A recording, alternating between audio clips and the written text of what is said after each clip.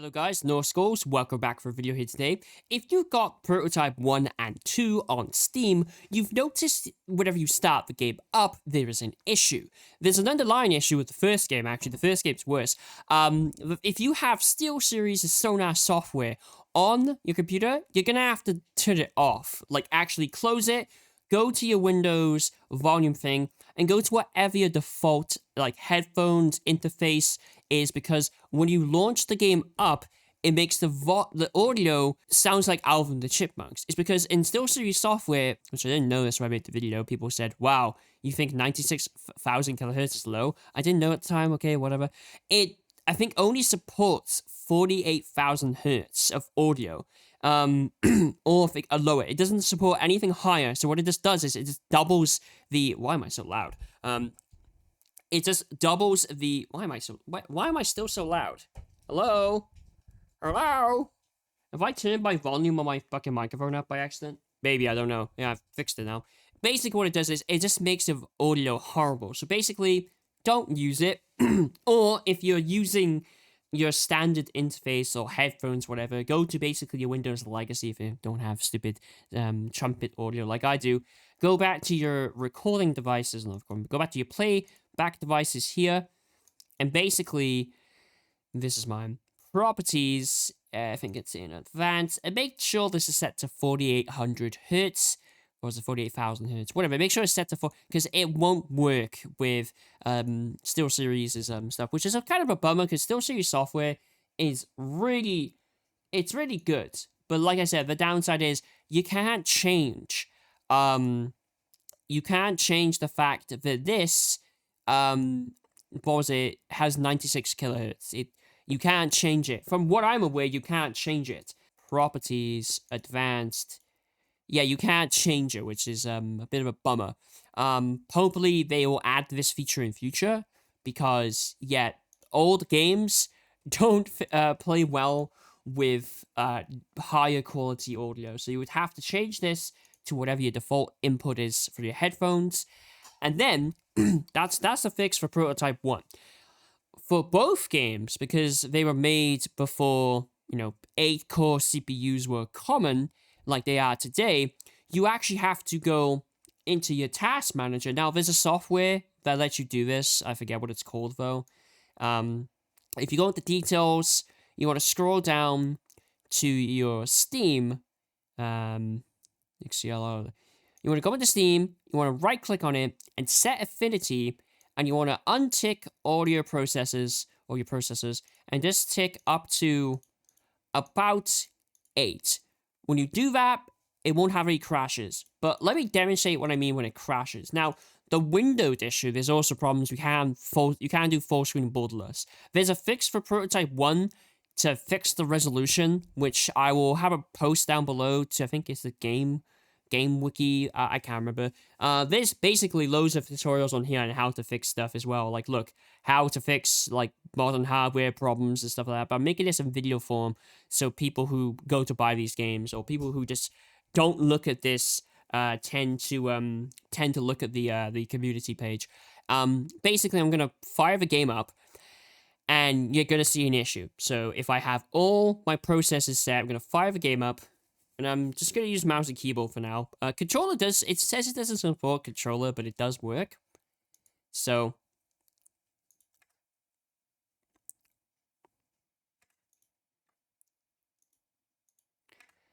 I'll press enter. Yep. Press next. Now, if I was to click continue here, and continue on a save I have going. Yes. It crashes. It outright crashes, and for the longest time, I couldn't figure out why it crashed. It was quite absurd. Now, for Prototype 2, this is even worse. For Prototype 2, and it does fire up quicker for some reason. I don't know, better game, I'm not sure. For Prototype 2, you can't even get as far as the menu screen. As soon as you load it in, it will crash at the radnet logo. Actually, it doesn't even get to the radnet logo anymore. That is absolutely bad. So basically, what you want to do is right-click, go to your task manager, go to details, go down to where it says Steam. Now, you can get a software out there. I had it before, but I had to reinstall Windows, which lets you set the affinity, because you have to do this every time your computer starts, but you can have it set the affinity and save it. But I don't have the software anymore. I think it's on my computer still. I have the installer, but I just don't know where. You can basically set it to 8, and then you'll be fine. If I do find the software, I will link it down below, so you guys can install it, and I'll actually link a video I found a while ago. So if we set that there, close this, and if we go to prototype 1 here, click play once again. Now, the windowed problem, you'd have to use another software like WDX Windowed or something else to fix this, because these games came out, you know, like 14 years ago. Prototype 1 came out 14 years ago. But you will have to set those up. Good old Activision. Not good old Activision. Click enter. Now, if I click continue here, go to the save I was playing on. Is this the save I was playing on? It is the save I was playing on, right?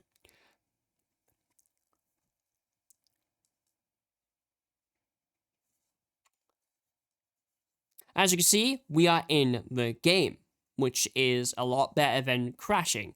And like I said before, I've never played this with mouse and keyboard, so that's gonna be weird. How would you play this with mouse and keyboard? Ugh. I'm so used to playing this game with controller. I guess somewhat. Now, the low frame rate right now is because I have a lot of stuff open, but this game does run pretty decent. Yeah, mouse and keyboard is not for this game. So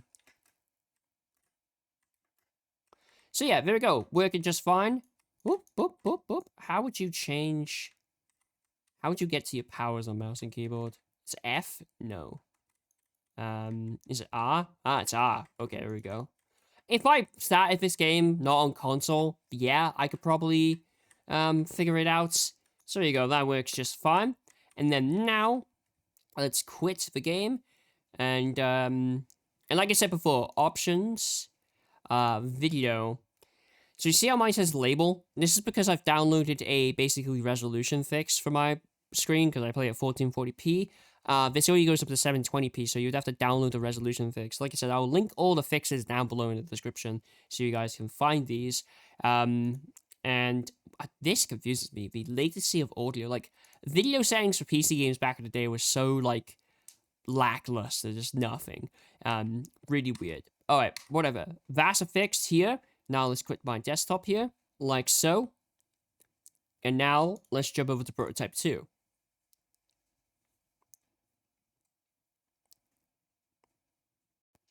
Now, the reason why this game crashes before you even get to the,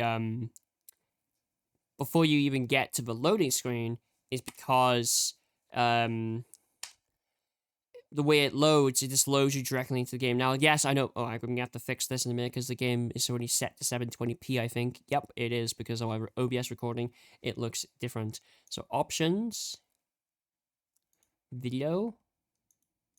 Yeah, see, the highest is, like, 1080p.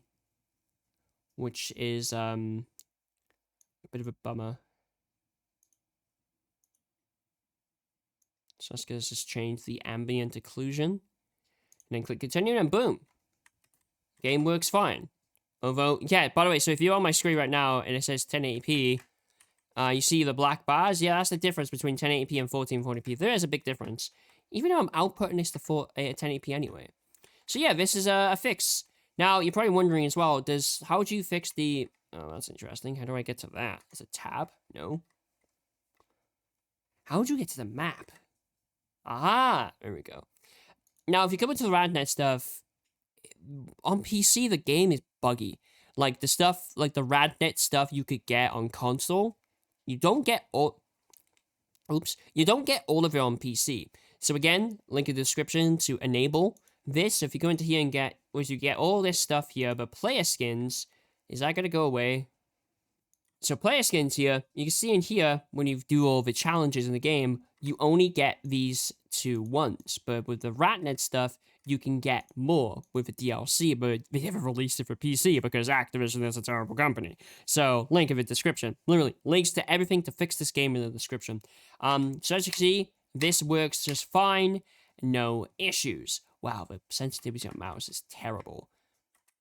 Stay tuned because I'm going to do a playthrough of not the first game because I've already completed it, and because trying to capture these games and have my webcam on it's just annoying because it's not, you can't play them in Windows full screen, and setting up the whole Windows thing is tedious and it barely works. So yeah, thank you guys for watching this video. If you did like it, stay tuned because I will do a playthrough of Prototype 2 because not to say I don't like Prototype 1, I do like the original game, but the original game is more difficult than the second game.